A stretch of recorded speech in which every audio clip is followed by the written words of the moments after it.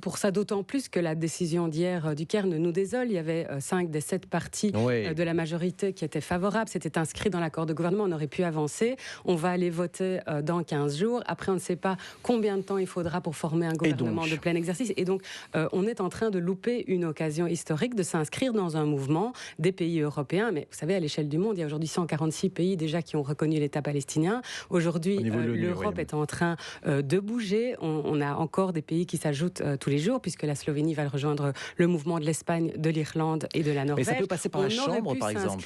Là-dedans.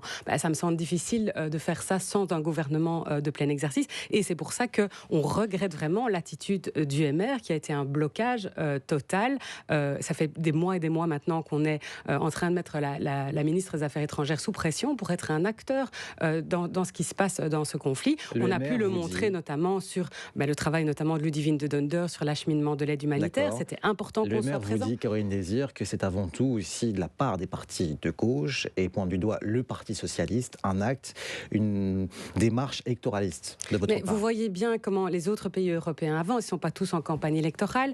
Vous savez, la première résolution qu'on a votée pour la reconnaissance de l'État palestinien, c'était au Parlement bruxellois en 2015. 2015, on n'était pas en campagne électorale, c'était il y a 9 ans. Quand est-ce qu'on va pouvoir avancer dans ce débat ?